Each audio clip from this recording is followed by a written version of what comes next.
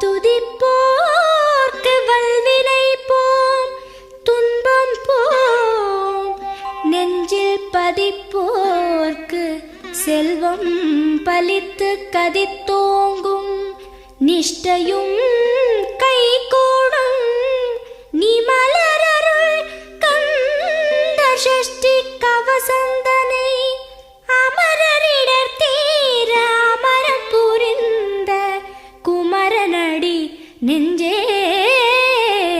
குறி.